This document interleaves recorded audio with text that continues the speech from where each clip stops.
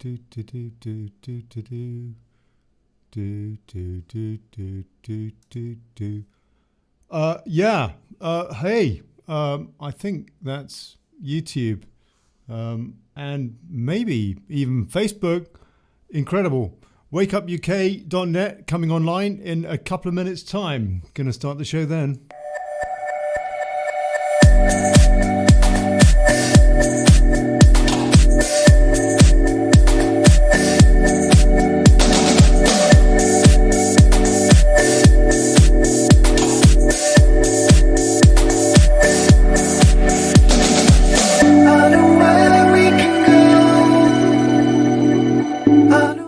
PIERS.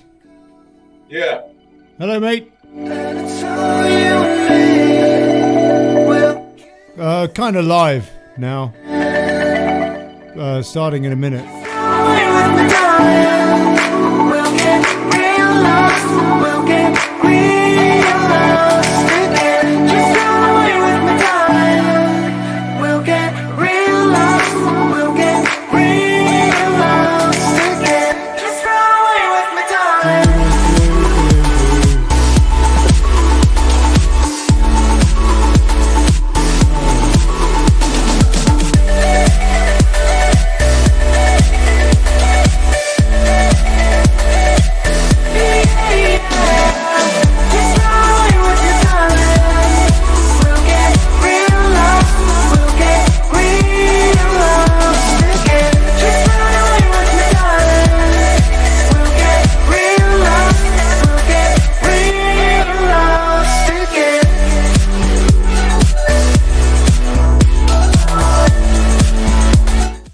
Coming up in about, I don't know, 20 seconds, 30 seconds, I don't know, as soon as I get it together, basically.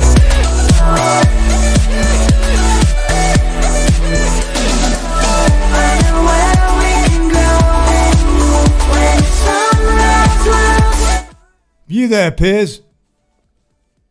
Yeah. Good.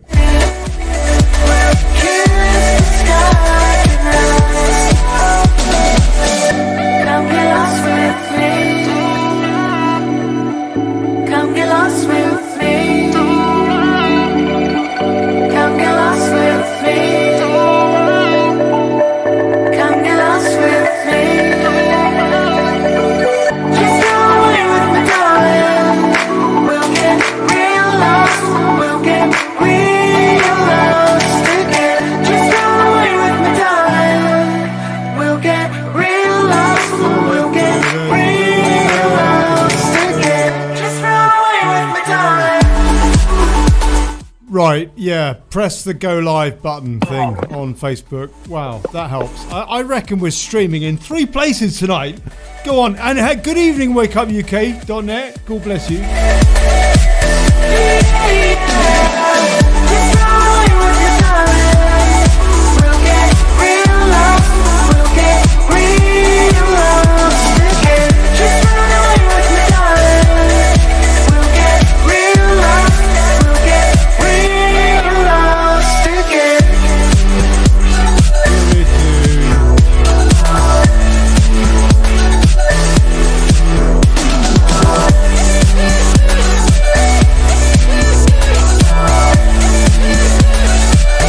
I know where we can go when the sunrise will forever. And it's all you and me. We'll kiss the sky tonight. Oh no, hold on, crisis. Oh, there had to be some chaos, didn't there? Jason hasn't got a link to the show. He can't get a link to the show for Wake Up UK. Hold on a sec. Let me sort that out. I'm crying out loud. Oh dear. I do apologise, YouTube. This is the fault of Wake Up UK. That Jason Tyler bloke. Let me just sort this out. And I think we're going on. Are we going on Facebook? We should be going on Facebook as well. That's amazing. Very kind of you, Clegg, to let me on and do a broadcast on my page on Facebook for a change. My word. Nobody's watching it, of course. But anyway, we're doing something over there. I tell you, unbelievable. They have so managed to decimate the community for people that ask questions over on Facebook, Brexiteers and whatever. Anyway, there you go. Right, Jason, hold on a sec. Let me sort this out.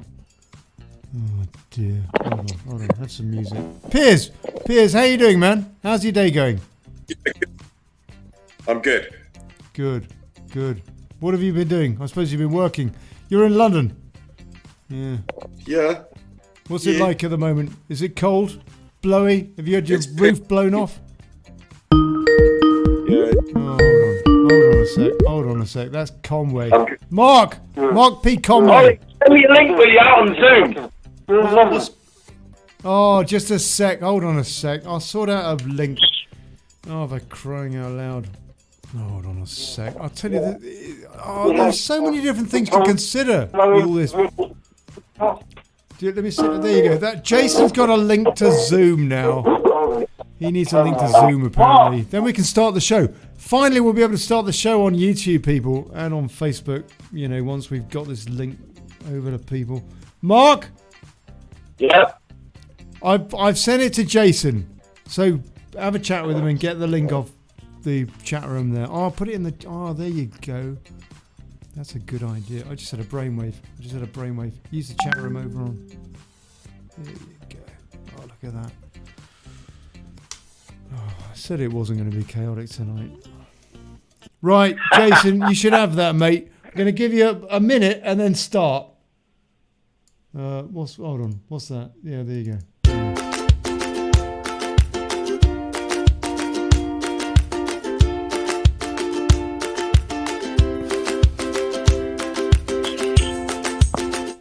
Piers, could you hear Mark then, who called in? Yeah. Good. Yeah. All right, Piers.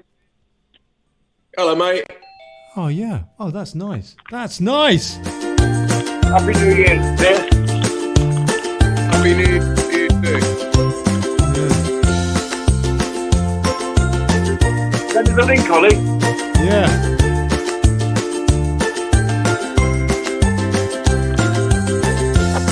Right. Oh, hold on.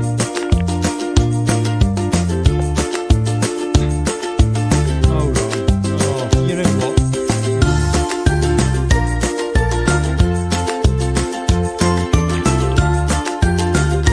Right. Yeah. Okay. All right. Will do. Shut up. Right.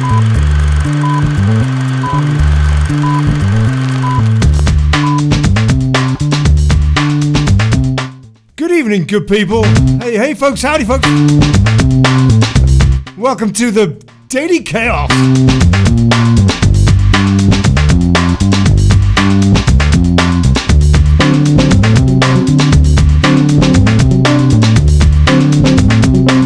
The show ain't daily. The chaos is. And that's just my world.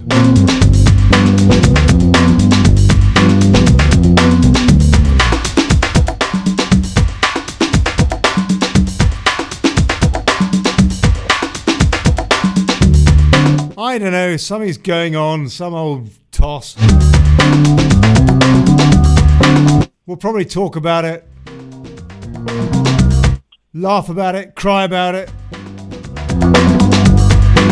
Piers is here, Garnham's here.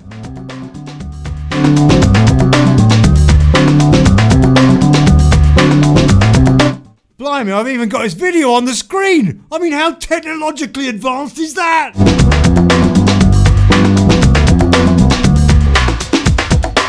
The Viscount's called a sickie. And that Bubba. Yeah, she's gone. Is it? Hold on, that's it. Oh, that's it. That's all the theme tune I've gone. Right, good. Good evening, Piers. Evening, Garnham. How are you, mate? Hello? Hey, Piers. Yeah. Good. It's just you and me now. Right, good. No, it ain't. Mark P. Conway. Mark, good evening, sir. Good evening, sir. How are you, Mark? Thanks very much. Not too bad. I could do with a link, though. You should friend me up on that Zoom, Ollie, so then I don't have to keep asking you for a link. No, you're right. Yeah, I will. I will sort you out with a link, and I will now post it to your Facebook profile. I just wanted to start the show because I thought... Do you want the messenger? Yeah. And I was confused enough because last week, as some folks might have noticed if they'd watched, it was absolute tech hell around here, and possibly the technologically worst show I've ever done.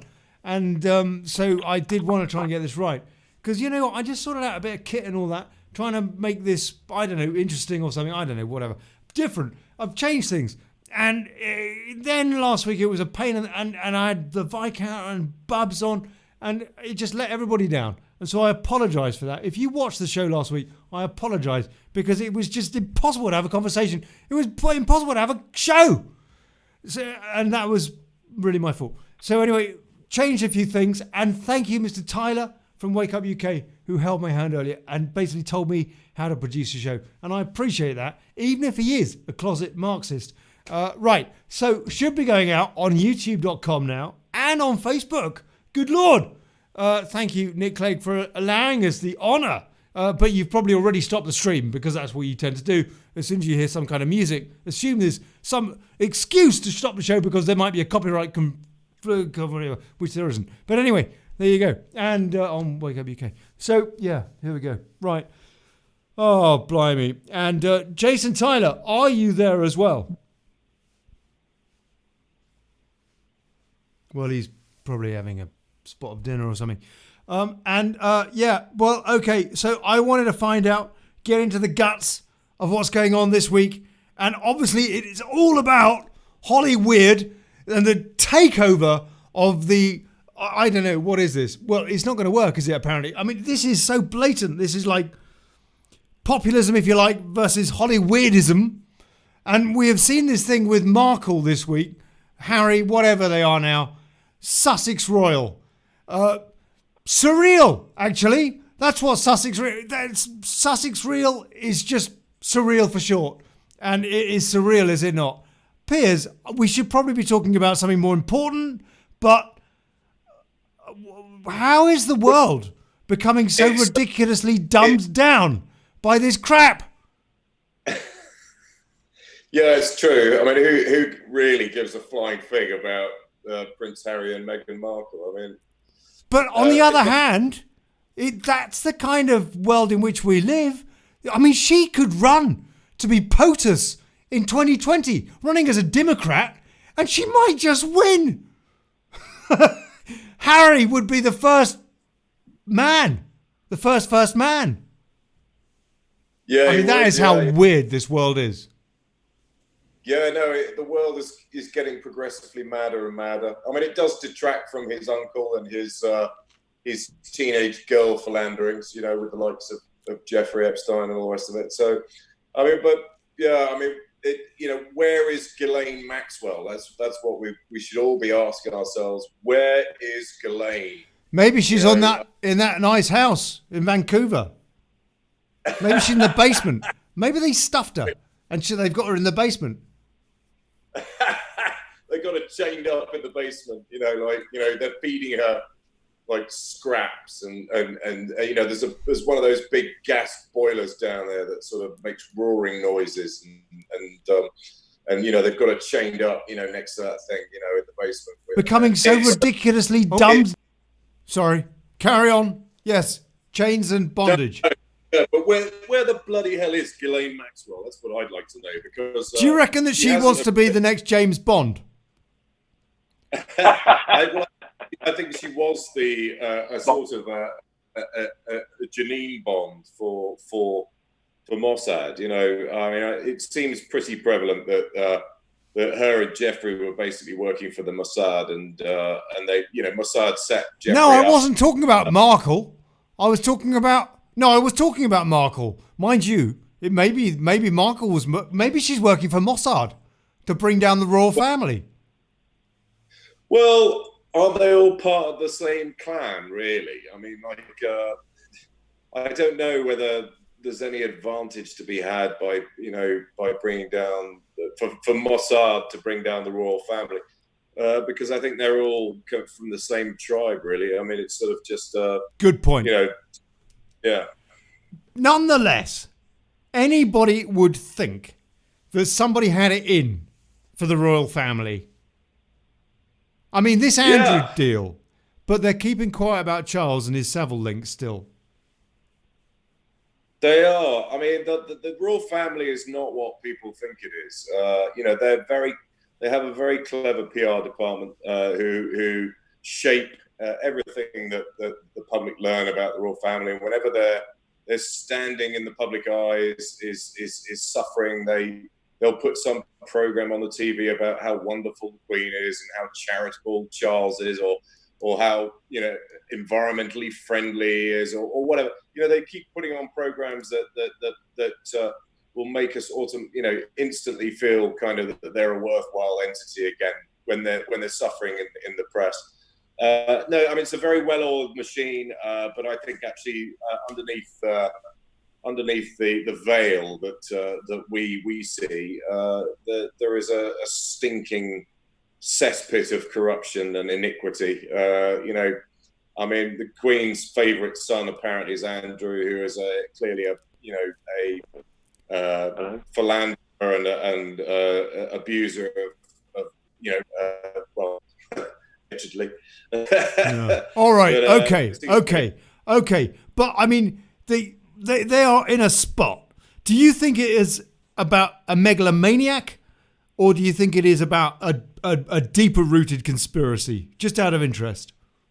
I do think it's a deeper rooted conspiracy. Really? What, to bring down the royals? Well, I mean, possibly so. I mean, it's I don't know if you ever saw that documentary that Keith Allen made called "An Unlawful Killing" about the death of Diana. Yeah. Yeah, that's. I mean, it's extremely difficult to find a copy of it online now because it was pretty hard hitting. Keith Allen, Lily Allen's dad. Yeah, if anybody wants to sort of find out what the circumstances and the evidence surrounding the death of Diana were, then they should try and find a copy of Keith Allen's on An Unlawful Killing. I did watch it a few years back before it kind of got sort of basically kind of taken off the internet, and his career as an actor has suffered as a result of that. I mean, the man's a bit of a lunatic. I mean, Keith Allen is a bit strange to say the least, but it was a very interesting documentary. It was very damning and very telling. The evidence that they pulled together in that documentary made it pretty obvious that the establishment, the British establishment, covered that whole thing up, and that yes, Diana was taken out because she'd become an extreme liability to the onward going success of the royal family. So I mean, they treated her. She was basically just brought in as a 19-year-old to produce Heir a and a couple of spare. heir and a spare, and then Charles gonna blow her off and marry his long-time girlfriend, and love Camilla, who was obviously deemed not genetically worthy stock to breed from. I mean, but no, Diana started to rebel, and she paid the highest price. And I think I'd be very surprised if Harry didn't know about that documentary and everything else, the conspiracy-wise that everybody else has been sort of, anybody who's done any kind of due diligence or has looked into it with a discerning eye, will be aware of. And you do wonder how that will have affected him, especially when there's also all this sort of umming and ahhing about his own genetic lineage. And I mean, I honestly don't know whether. I mean, some people think it is Harry a looks mess. very... I'll tell you what. I do wonder one thing, Mark. I want to get your opinion on all this. You tell me. But I do wonder if Meghan came along, Harry had been pretty sheltered one way or another. Hadn't, for example, watched that Keith Allen documentary that Piers talked about, which is pretty damning about the serial question marks about the death of the Princess of Wales, his mother.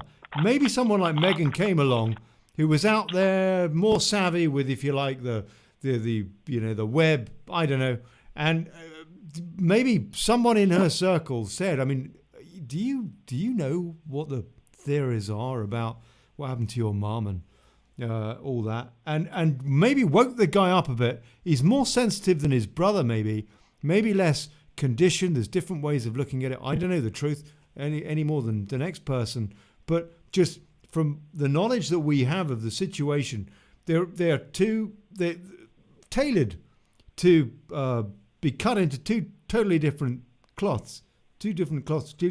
But sorry, and yeah, actually different cloths as well, because he might not even be a Windsor. But aside from that, with what happened to his mum, it might just be that someone like Meghan came along and gave him a few hints of suspicion here and there, and that just blew apart all of his kind of sense of self and being with the royal family, with his supposedly with his family, and maybe certainly his half brother, but not necessarily his full brother. And goodness knows what kind of revelations that kid might have had over the last year or two, Harry. And it might have just blown his mind. Might have blown his mind. I mean, I think, you know, the Queen's obviously sort of sanctioned him. Hold on a buggering off sec, to Piers. Mark Conway, what are your thoughts on this? What are your? Well, how serious could this dread get? to think of whatever happened to Diane, but I do think that Harry is a renegade. He's a rebel, and I think Meghan is the same. And they're looking at playing a pathway to whatever they want to do in whatever way they want to do it. And I think they're looking for independence away from the bullshit and the entrapments and the commitment of the royal family. I think that's the truth of it. It's okay saying that she's a money grabber, and there might be a bit of truth in that. But I do think that she's pulled him away from it and maybe alienated him from it all. The possibility of that. But at the end of the day, he's got red hair. He's a warrior and he's a rebel as far as I'm concerned. Yeah, no, certainly. But I'm still not linked up on that Zoom, Ollie. You have to invite me. Oh, mate, okay, I'll sort that out now. Go on, Piers. I mean, I was in a play about 4 years ago with Harry's ex-girlfriend, Cressida Bonus, and Cressida Bonus. Cressida Bone Ass, and she just got married, didn't she? She just got married. Yeah, and well, did she? I don't know. But didn't you tell her a funny joke, a naughty joke behind the bike sheds or something? Harry came and saw the play, and right. we were doing The Importance of Being Earnest, and I had to get up on stage kind of halfway through the play while they're doing a set change, and do sex change. Set change, and do a raffle. They've not gone trans. As the camp vicar, and, right? You were playing the camp vicar. I was playing the camp vicar. You know, makes sense. Yeah, that's right. Yep. Dr. Chasuble, and anyway, my character and Cressida's character didn't come on until the second act of the play, and anyway, Harry was in the audience on the opening night, and he watched the first sort of half, and then there was an interval, and he went up to Cressida's mother in the interval and said to her in all seriousness, is Cressida in this play?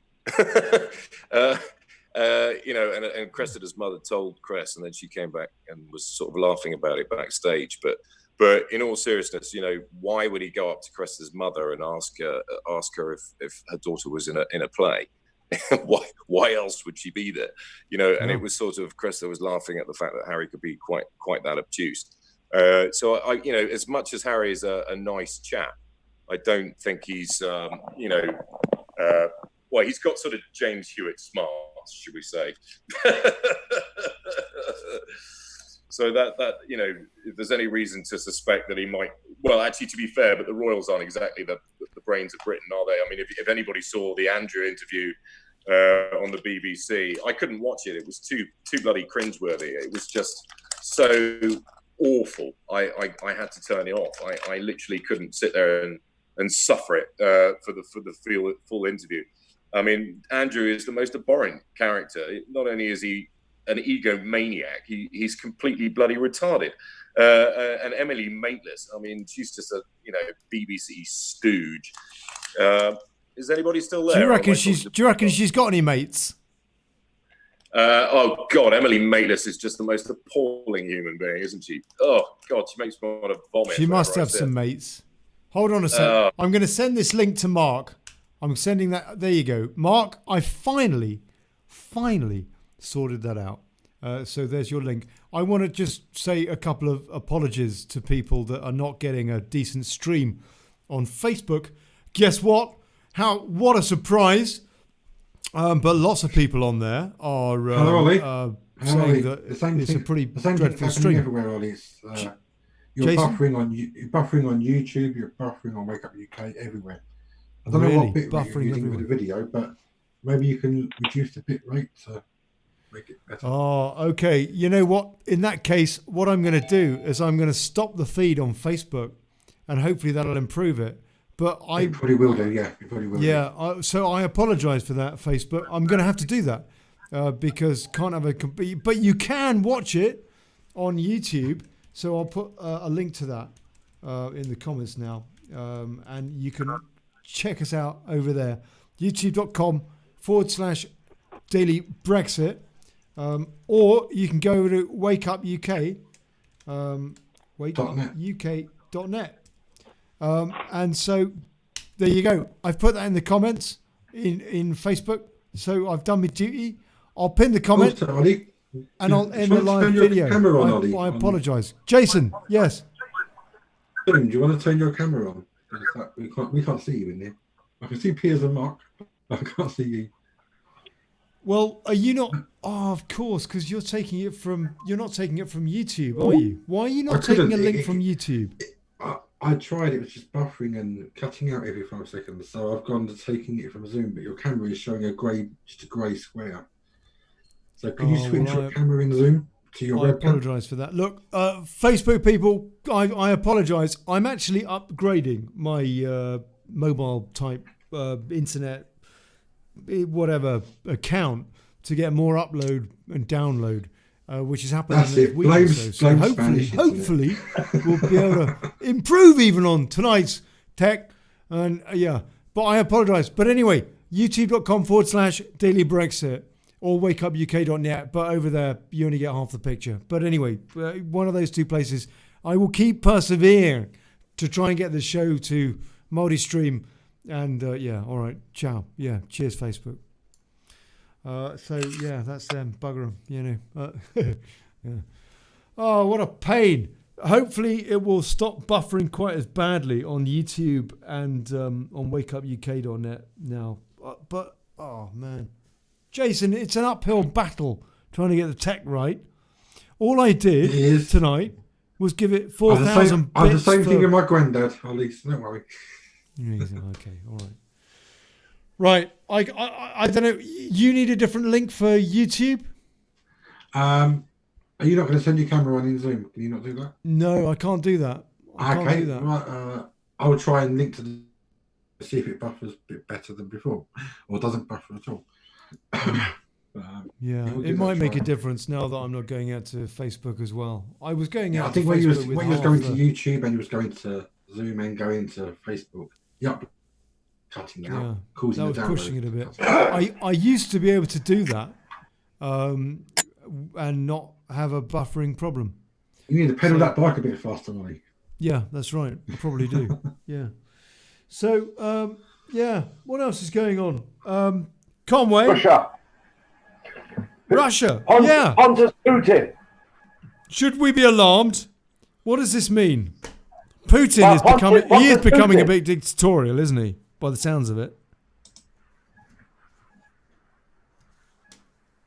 Conway. Yes. Pontus Putin. All his governments resigned today, didn't they? Yes, he did. They did. But they did it out of support for what he wants to achieve.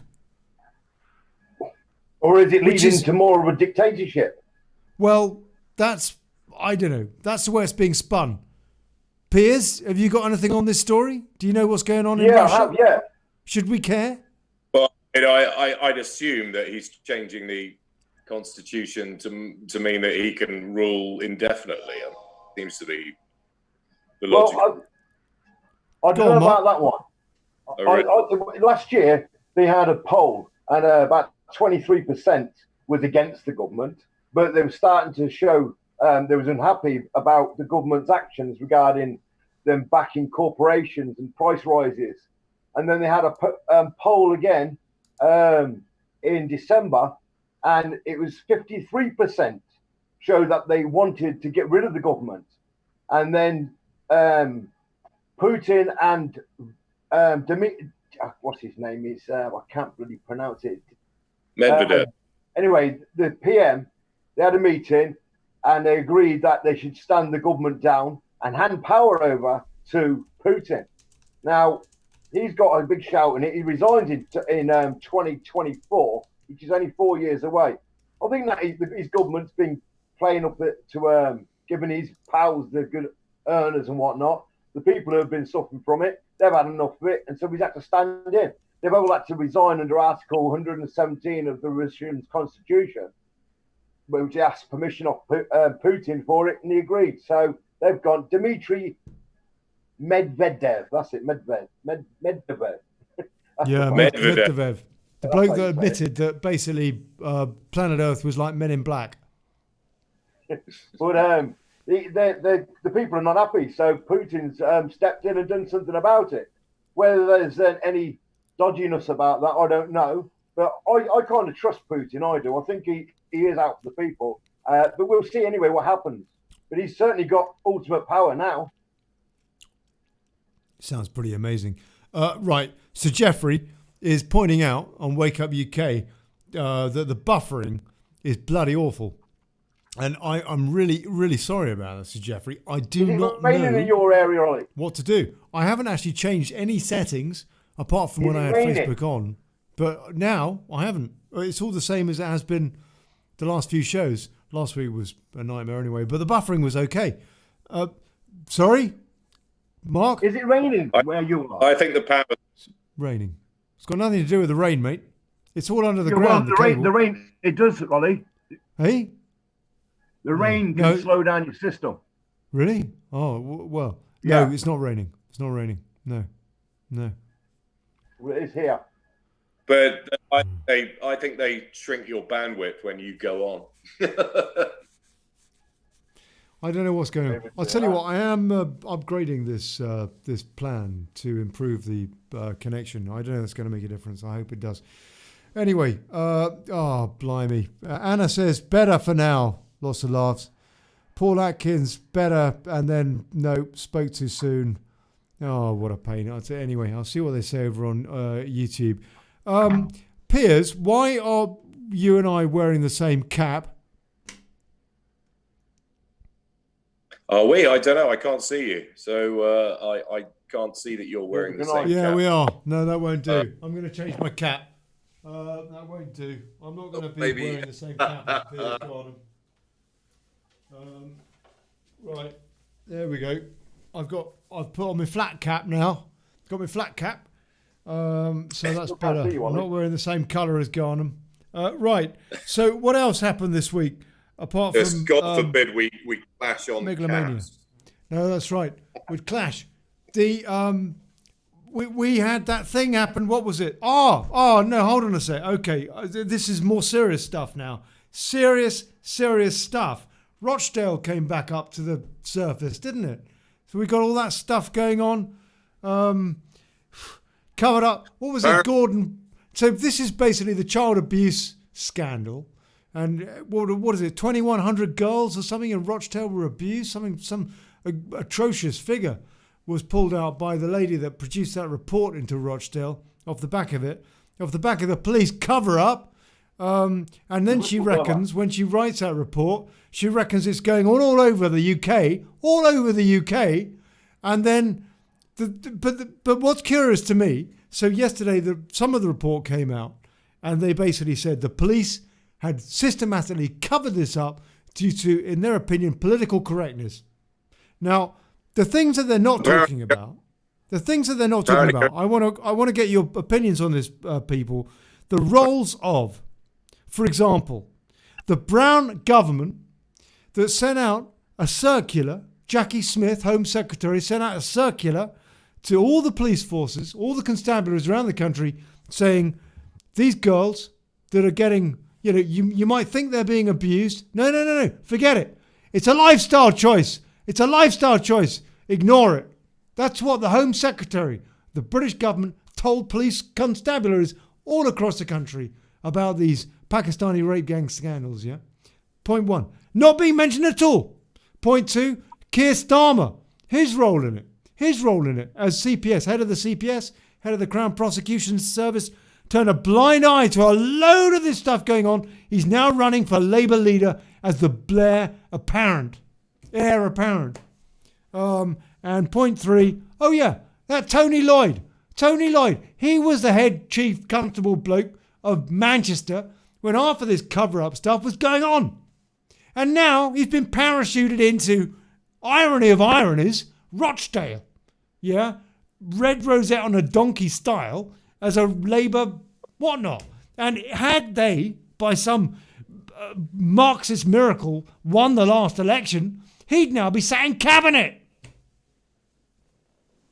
Jane Seymour exposed it in 2017, and she wasn't believed and weren't listened to. Who did, Mark? Yeah, Jane Seymour. Well, the actress? She is. I'm just looking at it now. She is.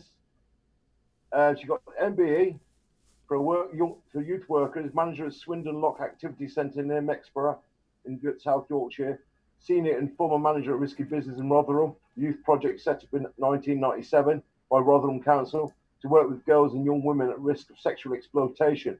She exposed it in 2017, and she was just ignored, and they covered it up. And that's when Gordon Brown sent out that, or was it 2017 when Gordon Brown sent out that to ignore them? That's right. Jackie Smith did. But yeah, Gordon Brown's government. There is a... That copper's jumping in on the bandwagon now. She didn't do nothing when she was in power, though, did she, when she had the job? Hold on. Are you talking about Maggie Oliver? Yeah. Well, she's one of the people that tried to bring these attackers to account. And it was her investigation that was stifled by the likes of Tony Lloyd, who is now an MP, sat on the shadow bench. Yeah, I mean, apparently, according to a close friend... And Keir Starmer, who's now running to be Labour leader. Sorry, yeah. Piers, go on, Piers. When Keir Starmer was director of public prosecutions, he was getting... There's allegedly an email trail between him and the Labour government at the time, basically saying, stand down, we're not going to pursue these cases because they're too politically sensitive. It's not going to benefit anybody. Starmer wanted to become a politician, and he's successfully found himself a seat, subsequently. But yeah, it does look like they very much whitewashed the whole thing. But there's also this whole element that Piers. Now, last night, you talk about they whitewashed the whole thing. I don't know. Just tell me if my judgment is somewhat skewed here, but it seems to me that this is just the most enormous of all stories. Certainly for, if you're like a national broadcaster. Last night I watched News at 10 on BBC One, and they led not on that, but they led on a business story. They led on the Flybe story, which was rescued by the government yesterday, which was very good of the government. I think probably all in all, good thing. But just a few jobs. It's not like even hundreds of jobs. It's maybe dozens of jobs, as opposed to tens of thousands of children, tens of thousands. The national treasure, the future, is raped systematically, and that is not the top story at the national broadcaster. I just find it incredible. Yeah, well, it's because it goes very deep. I mean, it's all tied up with the establishment and how they close rank whenever anything is of any import is going to be exposed. It's like the death of Diana. You look at that Keith Allen documentary, and the top judges that were involved in the case with Diana basically whitewashed the whole thing. There was evidence there to suggest that it was foul play, but they wouldn't have it heard in court. So this is the way the system operates. I mean, there's evidence, testimony that I've heard, first-hand accounts, from victims of these child rape gangs who were systematically abused in Manchester, in their early teens, and I've been told by one girl that she was taken to Masonic lodges and abused in Masonic lodges in weird rituals. So. And this is a memory that she has, and she had absolutely no agenda or reason to lie to me. And yet, this is a friend of yours, Piers. Somebody. Well, this is somebody that we both know, but I care not to mention her name on the show. She wants to sort of personally, give her own testimony. So was she a vulnerable child or adolescent? She was abused by the rape gangs in her early teens, and then she was lent out to Masonic lodges by these rape gangs and abused in ritual ceremonies in lodges, Masonic lodges. So, and she had I've spent a lot of time talking to her. She seems like a very trusted witness, and has she didn't strike me as a fantasist or somebody who was making things up. She was very counted and balanced in terms of her opinions. She did feel that some of her memory had been somehow suppressed, whether that was by herself in terms of self-protection or that it somehow had been done to her. But there's still elements of her memory that she's trying to regain in order to fill in the missing blanks. But it does seem that what's going on is not just about a lack of desire to expose certain elements of society. You mean from the media?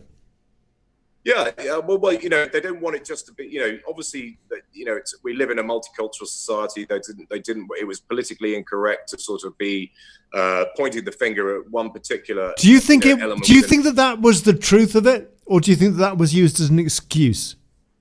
Well, I think that is part of the picture, but I also think it goes deeper. I think that the whole control mechanism, and you can bring in the number of politicians that have been accused of paedophilia, high-ranking politicians, Leon Britton, Greville Janner, and then but nothing proven with those two, but plenty of things. With many others, there is a lot of evidence out there about those people. You've just got to, there's an interview with an ex-policeman that you can watch where he talks at length about all, the evidence surrounding these individuals, and the whole of the child, the inquiry into child sexual abuse has been so carefully orchestrated by the government itself. They have an army of top barristers working on their behalf to try and quash any testimony brought forward. They lost thousands of, it almost seems like deliberately, they set up an email address for people to give depositions and testimonies, and they keep losing thousands of these testimonies and claiming, some sort of administrative error. The whole thing seems to be designed to fail. And this is what I mean about the system in play. It does seem that this goes right to the top. I mean, you've only got to look at the affiliations in the royal family with known paedophiles. I mean, it was Mountbatten who apparently introduced Jimmy Savile to the royal family. For what reason or purpose remains, highly questionable. But the Mountbatten himself, apparently, allegedly, had a keen interest in small boys and took advantage of them when he was Viceroy of India. Piers, it's hard to know how much of that is truthful and how much is hearsay. We do know that he had an acquaintance with Savile, and that he introduced Savile to Philip and to Charles. We also know that he had a pretty liberal-minded marriage. Well, I mean, in the upper echelons of society, sort of having affairs and dicking around behind your wife's back is sort of kind of the accepted norm, I think. So whether or not you choose to morally question that or not remains, an open question. But it's more to do with, child sex abuse. The ages of some of the individuals concerned. I mean, we are talking about genuine pedophilia here, and let's face it, Savile was one of the most, the evidence surrounding Savile. and the things that he got up to, and he was a very close confidant of both. The Duke and then subsequently Charles. And now we find out what we found out about Prince Andrew, and these things go right to the top of society, and then you start bringing in the Masonic lodges, and you've got you've got a lot of very high profile establishment members who are high ranking members of the Masonic order. The Duke of Kent, for example, I've heard all kinds of stories about him and his predilections. It starts to stink, and then you have first-hand testimony of young men who through the mill with these rape gangs and have personal memories of having been shipped off and abused in rituals in Masonic lodges. It really starts to make you think about what these places are, what they're really all about. I still maintain that a lot of people that join these institutions, these lodges, these clubs, these secret societies, have no idea what they're really ultimately letting themselves in for. They think they're joining, for charitable purposes and for networking purposes in relation to business. But when you start to climb through the murky ranks of these organizations, and you take further vows, I mean, the vows themselves and the ritual aspect of what people have to go through in order to, the initiation ceremonies, is all stooped in the occult and the esoteric. It's do you remember that bridge? What was that bridge they opened in Switzerland? Mark, do you remember? Do you remember any of that? No, I don't know, Ollie. Ollie, we still can't see you on camera, Well, what are you watching? Wake Up UK? No, I'm on the Zoom, and you're on blank. Oh, yeah. I've got no camera going to Zoom. I've just got the camera going to Facebook. Yeah, going to Facebook. Oh, no, not Facebook. Sorry for crying out loud. Going to, I don't know. No, it's not going to Zoom. It's going to YouTube via OBS. It's also bloody tech. You know what? Yeah. No, that tunnel ceremony. They all dressed up as horned beasts and prowled around. Did big dancing and stuff like that. And Merkel turned up with a bunch of dignitaries and stuff, and they started, I don't know, eating by children and things. And and then there was children. reckon it was perfectly normal. I mean, they weren't actually eating children, but the ceremony was actually horrid. It was really horrid. What was that tunnel, Piers? Do you remember that Piers tunnel thing? I do remember, but I can't, off the top of my head, I can't remember the name of it. I'll see if I can find it. I might play some. You're absolutely mad. Ridiculous. I find it very morbid and depressing. I'm trying to stay away from it all. Can we? Well, yeah, it is. Everything I'm saying is sort of, I don't have any hard evidence you're so conspiratorial, Piers. Well, I've seen it firsthand, Piers. It's just that I listen to the testimony of people that are in positions, to know about this sort of stuff. The testimony of policemen, people. That's John Whatnot that you were talking about earlier.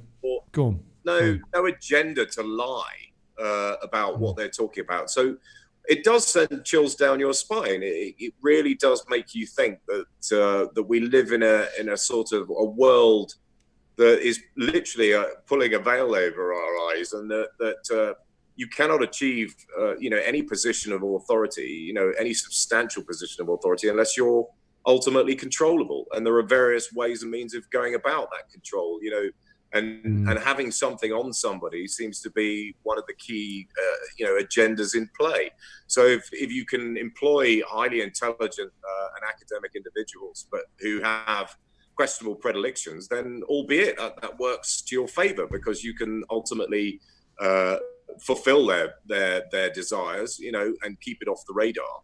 provided they steer policy and vote the way you want them to. And And that does seem to be something that has been in play for several decades. And the establishment seem to be, taking advantage of the fact that there are a lot of kids in care homes, who that are run by questionable individuals themselves, and are probably all playing into this control mechanism. And that they can, just farm them out to wherever they want. Look at that. Hold on a sec, Piers. Talking about farming out. This is it. Yeah, this is on the screen on YouTube at least. Full bizarre demonic Gotthard Tunnel opening ceremony. Satanic New World Order Illuminati. That's the title anyway. Yeah, the Gotthard Tunnel. And look at this. I mean, it's just weird. It's like they're depicting workers that are basically dead, and then they've got some angel, sort of, I don't know, hanging about them or something. And you carry on a bit, and let's see, hold on, fast forward it a wee bit. They're carrying, I don't know, a lamb or something. It's all very pagan there. It's all pretty weird. Rewatch the opening ceremony of the 2012 Olympic Games in London. I mean, really? That is... Why, what did they do? Well, that was the NHS thing, wasn't it? Which was a bit crap. There's a lot of weird shit in the opening ceremony of the 2012 Olympic Games in London. I mean, and you talk about the opening of the Gotthard Tunnel in Switzerland. I mean, that is absolutely steeped in the occult and the esoteric. I mean, these people, people keep talking about a tunnel. These people down, and quite right too. They do seem to be obsessed with symbolism and astrology and timing and place and all that kind of stuff. There seems to be a lot of that relating to where Diana died, how she died. Why did they leave her in the tunnel for over an hour before an ambulance came and got her and took her to hospital? It was almost like they were deliberately designed it so she wasn't dead when the car crashed, so they kept her there for as long as it took to knock her off. There's so much evidence surrounding the Diana death that stinks. And Harry leaving the royal family, he must have been party to all these rumors and stories and conspiracy theories. He must have been. It's his own mother. He died at a very, she died at a very formative time in Harry's life, and he must be party to all these stories. And now, as you say, he's married an intelligent woman who's completely independent and has no agenda.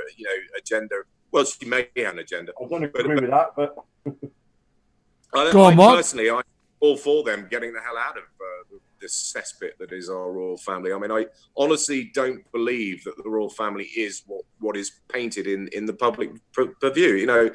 I think they have a very clever public relations team who always, the one way of working this is when the royal family is suffering really badly in the press and they're getting really negative press. Just monitor what goes on the radio or on the television.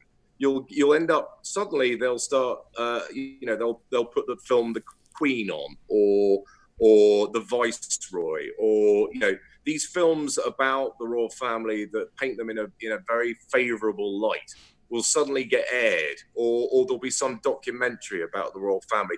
This is when their public relations is suffering hard hits and they're getting negative press. But just monitor what goes on the television, and it's all designed to sort of boost their you watch some sentimental film about the royal family, and how lovely the Queen is, and everybody sort of they forget all the negativity in the press and these stories about Andrew or Meghan and Harry leaving or whatever it might be. And their sort of their impression is alleviated by this bombardment that we get in relation to sort of positive impressions of the royal family being portrayed on the television. I mean, that's do you think, Piers? Do you have any evidence? Are there stories? I'm sure there are actually going on under the radar that should be higher up the agenda, but that have been pushed down because of megalomania, because of Meghan. Ollie, I've experienced it. Go on, Mark, tell me. I was in care myself at You were- a young age, and there was Yep. 4 girls in the care home at the time. Out of the 4, 3 of them was being abused by staff. What I found is one of the problems is that them staff no longer work there, and some of them have risen to higher ranks in the civil service, and I think that's what the cover up is. There's an investigation started into it from back in the 80s, and the officer that's involved with, in charge of the investigation, I tried to contact him, and he's still not responded to me, and that was 5 months ago. I've sent him various emails, and they still don't respond to you. They're not interested. You send them to who? You send the emails to who? To the chief investigating officer. Is an inspector. I can't remember his name now, but I won't mention it because of the investigation that's going on. Okay. But just in case. But they still haven't contacted me about it. I actually witnessed one of the social workers actually molesting a 12-year-old when I was a kid, when I was young. I seen them, and I walked in, and I shit myself, and I was under threat as well. I got attacked by 3 of them, and I got put in a secure unit for 1.5 years, and I didn't come out of it. Solitary confinement for 1.5 years. Bloody hell. So I got. Well, there you go. I mean, the fact that you're brave enough to even admit that, considering the trauma that you went through, is I commend you for that. Mark, man, I had no idea. I had no idea you'd been through that. I've known you for a bit of a while on Facebook. I consider you a lovely bloke, and I'm sorry to hear that you went through that. But you were incredibly balanced for having gone through that. Well, I've had to heal my own scars, Ollie. I've had to go through my traumas and stuff. It's been an uphill battle for me, but I'm over the crest of it, and I'm a better person for it, for the work I've received and help I've got. Many of it's been self-helping, but I've had to go through my years of suffering that. Yeah, I'll bet. But, I'm here to tell the story, but tell you what, they're not interested, Ollie. They're not interested one bit, because them people are no longer in them jobs. They're in higher-powered jobs. So tell me... But that's what they do. You talk about all these particular individuals, reaching high-powered positions in government. That's what they do. They promote them out of trouble, in the sense that then exactly what they're trying to do to Chrissy Morris now, down in Malden, Essex. They're offering him work, jobs, better job, better pay. So then once he gets promoted, then he's got a job to think about instead of being elected in. Because if he's elected in, they can't kick him out. If he becomes reliant on a job that they give him, then he's more likely going to toe the line and comply with everything. But he's plotting up, and he's going to reveal them all because they're bullies down there. And he was on here, I think, a couple of weeks ago. But he's plotting up, and he's going to reveal it soon, which is great. He's a good lad. He's one of us. Yes. Wow. Chris, you're talking about Chrissy Morris on Wake Up UK, yeah? Yeah, that's right. Yeah. So what is he saying? What is he saying? Well, I asked him a few questions. He couldn't reveal much, obviously, because he's got to keep things tight. But what he's experienced down there is a lot of bullying, and he's not interested. Down where? He's interested in Malden. He's elected as a councillor there. Right. I know Chrissy from doing the bailiff work. As you know, Ollie, I was admin on bailiff sites, helping people with evictions, debt, and legal stuff, information and whatnot. And Chrissy was active. He was on a Channel 4 program called Beat the Bailiff. But because he's so active and helping people, they voted him in to be a councillor. Now he's on the inside. He's learnt the rules of it. He's learning his ways around it. He's been at it a year now, but he's ready to start fighting back now and pushing them back. And they're just trying to shut him up. And he witnessed one of the heads of the council. I think his name is Folklore, or can't remember it specifically. You probably got it right the first time. Yeah, I think the name's that. But he was in the meetings going like this to his colleagues because they voted against him. And as Chrissy said, it's just bullying, and he's going to expose them. He's doing his work inside, and fair play to him. Hats off to him. He's a bit of a character. I like Chrissy. He is a character. He is a character. we shared an election special with a few other folks from Wake Up UK, and Rodders came on, and you came on, Mark, didn't you? Yeah, I did. Yeah, that's when I went into interview mode with him because I knew Yeah, he was Jeffrey came on. He was awesome. He was counting sheep most of the evening, telling us the results. It was a hilarious night, actually. Yeah. So yeah, Christian Morris he's a hell of a character. So right, so that's going on. So to you, for example, I mean, this is kind of what I was getting at. It's one thing that really got a bug under my bonnet yesterday was seeing that News at 10 running order. In the newsroom, the running order is sacrosanct. You know, that is what is the most important story to your demographic. That goes at the top. What is the least important goes at the bottom. Or it's probably, hopefully it's now finally have a bit of fun or some sport. But basically that's the idea. And the guess what? If you're providing news, not propaganda, news, then the idea is that you serve your demographic. And you would think... Why are you surprised? I'm not surprised. I'm just pointing out what's wrong. But for somebody, for example, in Mark's position with that experience, it must be... I can't really begin to understand the frustration there must be when you see this absolute abject nonsense from these Markle maniacs and, all that abject crap, basically, when then this kind of story is being knocked way off the running order at the top. And you've got Flyby, which, as somebody kindly pointed out on Wake Up UK to me, is apparently it's Branson got bailed out with Flyby. I don't know. Maybe I've misread that. Somebody correct me, please. That's an interesting angle. I didn't know that. But basically, we are completely disarranged in terms of our news priorities. Is it? They wouldn't bail out the steel industry, would they? Well, that's another thing again. But no, they wouldn't. And because we're not allowed to. Because we're not out of the EU. Despite the fact that we voted to leave the EU 2 years before British Steel needed bailing out. Or 2.5 years. Or 3 years. Well, incredible. It's got to be about who owns it and who's getting their fingers in the pie, isn't it? Got to be.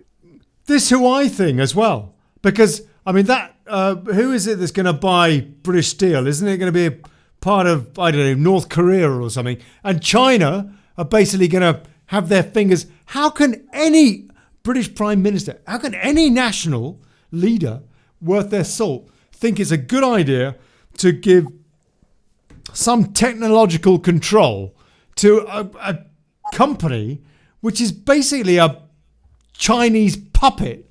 How can that be remotely sensible? Where is the logic? Quite aside from the fact that it must purely be corruption, no? That Trump sent over some delegates to the UK on Monday to say, do not do Huawei. If you do, you're out of Five Spies, Five Eyes, whatever it is. We cannot cooperate. We cannot count. We can't count on you if you're going to be counting on China. And it makes so much sense. I thought that only a moron of the scale of Theresa May was capable of that moroncy, but apparently Boris is no better, Piers. Well, I mean, look at what they're doing with Highway as well, or Huawei, or however you pronounce exactly. It's the same. I mean, they want to, I mean, the Americans are lobbying the British government not to let China run our 5G network. I mean, there's a lot of evidence to suggest 5G is not good for us anyway. But by the by, why would we allow a Chinese company to run the whole outfit in this country when we know how many back doors are built into all these computer systems? I mean, we all know that we're probably being monitored now, and most of the software that we're using now is owned by large corporations that You know, I mean, if you operate on Facebook or WhatsApp, I mean, they're all owned by the same people, and we all know that Facebook is used as a psycho profiling, mainly a global psycho profiling device, and a trends device. You know, they have algorithms that can literally read the mood of the general populace, and then psychological warfare. It really is. It's one of the most powerful psychological tools that they have at their disposal, because we literally air all our thoughts and dirty laundry and you know, on Facebook, and it gives them a very, very clear impression about people's frustrations and their anger and how they feel, and they can obviously trend that and see you know, just how severe any particular trending ideology or thought or philosophy is, and then they can use that, and then they can make determinations about future events and rising in you know, in problems, you know, in aggression and protest in certain points around the globe, and then they can literally use Facebook and WhatsApp and you know, Facebook Messenger and tools of this nature to determine where hotspots are going to flare up in the world, and you know, they, you know, never mind tailoring commercials and adverts, you know, towards you know, our predilections. You know, I mean, they can obviously do that, and they do. But what it's really incredibly potently useful for is literally psycho profiling the world and working out what the general mood of or the general consensus is in key areas around the globe at any given time. And how they can manipulate it. It is a sort of a window into people's minds and souls, you know, and they can use that to great effect. They can almost predict things before they happen, because of the way it's set up and the algorithms that are constantly in motion. Well, I think they're actually programming it to happen as well with the psychological profiling, and then they interject their bit in to make people swing in certain ways. It's indoctrination on a mass scale, isn't it? But it has become that way. I don't think it was when it was initially set up, and no, it wasn't. No, but I do think, yeah, the whole thing has very much been. You know, they very quickly realised the potency of its value, and Mark Zuckerberg just became a sort of figurehead. Just to like, it does make you. It does make you wonder. It does make you wonder. Yeah, go on. Just to interject a minute, lighten the subject a minute. I just want you to listen to this, if you can hear it. All right. That's the beginning of Christmas Carol. No, it's Big Ben. I know it is. We should all download that for our phone app to a ringtone for the 31st. What, for 31st? Look, hold on a sec. Are you bought into this party before Brexit is done, Brigade Conway? Just to annoy them, Ollie, yeah. I have to say, I think it's a bit premature to be ringing the bongs until we actually get Brexit, you know? All we've got is a transition. Oh, Boris says that we're going to come out at the end of December. Great. When we do, then we'll have the bongs. I don't know. I mean, no? Well, it's music to my ears anyway, either way.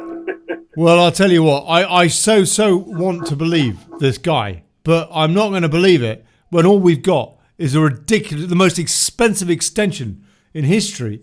It just seems berserk to me. But I will tell you something that is going on that is definitely news. Whether or not Brexit is news yet, we'll know by the end of this year, not the end of the month. According to the Daily Star, outrage as first transgender kids doll with penis and dress spotted in toy shop. So this is where we are now with this, like, you know, I don't know, pan-gender bollocks. A transgender children's doll, believed to be the world's first, has gone on sale in Russia. Oh, okay, I don't know, it could be fake then. It's not in Hamleys, I don't know. The doll, pictured with a penis and wearing a dress, sparked debate after being spotted in a Siberian toy shop. Why don't they just go really diverse and have it wearing a burqa? Then I'm sure that would really wake up a few folks, wouldn't it?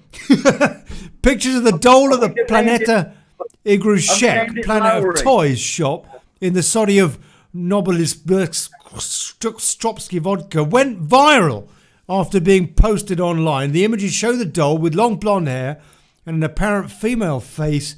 It is shown wearing... Oh, there you go. There's a picture of it. It's got his woolly out. I mean, for crying out loud. There, you know. Oh, I tell you, it's a mad world. It's a mad world. What are they trying to turn us into? Match Piers? men and cats and dogs. Well, I mean, I do believe the world that we live in is essentially a complete lie, you know, and that we've been fed a diet. Is it me, or is it getting more perverse?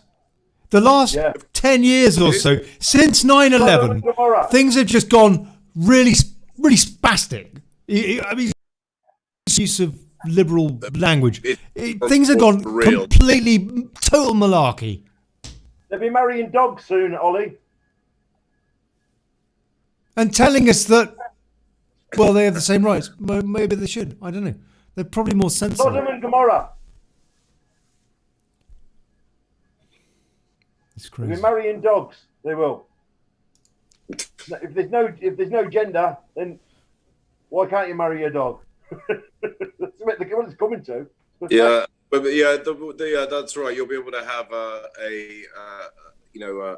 legal marriage to your pet or something. Yeah, exactly. You know, you'll be able to. That's right. What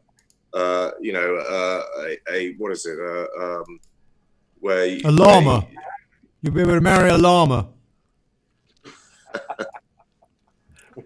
Equal rights for llamas.